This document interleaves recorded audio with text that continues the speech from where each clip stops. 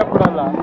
ಪ್ರತಿ ವರ್ಷ ಬರ್ತ್ಡೇ ಬಂದರೆ ಈ ಥರದ್ದು ಒಂದು ಘಟನೆ ನಡೆದಾಗ ನಮಗೆ ಬರ್ತ್ಡೇ ಅಂದ್ರೇ ಒಂಥರ ಭಯ ಬಂದ್ಬಿಟ್ಟಿದೆ. ನಿಜ ಹೇಳ್ಬೇಕಂದ್ರೆ ಅಸಹ್ಯ ಆಗ್ಬಿಟ್ಟಿದೆ ನನ್ನ ಬಗ್ಗೆ ನನಗೆ.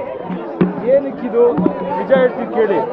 ಅವರು ಎಲ್ಲಿಂದನೋ ಕೂತ್ಕೊಂಡು ಪ್ರೀತಿಯಿಂದ ನಮ್ಗೆ ಹರಿಸಿದ್ರೆ ಸಾಕು, ಅದೇ ನಿಜವಾದ ಬರ್ತ್ಡೇ. ಒಪ್ತೆ ಕಡೆ ಒಪ್ತೆ. ನಿನ್ ಮನ್ಸು ಎಷ್ಟು ಪರಿಶುದ್ಧವಾಗದು ಅಷ್ಟು ನೀ ಚೆನ್ನಾಗಿ ಬದುಕ್ತೀಯ.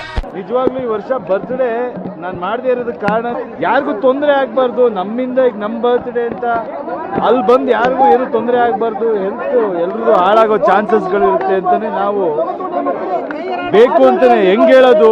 ಬೇಡ ಅಂದರೂ ಬೇಜಾರು ಮಾಡ್ಕೋತಾರೆ ಅಭಿಮಾನಿಗಳು. ಮಾಡಿದ್ರೆ ಏನೋ ಒಂದು ಇದಾಗುತ್ತೆ. ಅವ್ರ ಪ್ರೀತಿ ತೋರಿಸೋದಕ್ಕೆ ಈ ಥರ ಈಗ ಮನೆಗೆ ಯಾರಾಗ್ತಾರೆ, ದುಡ್ಡು ಸಹಾಯ ಯಾರು ಬೇಕಾದ್ರೂ ಮಾಡ್ಬೋದು. ಮನೆಗೆ ಮಗ ಬರ್ತಾನೆ,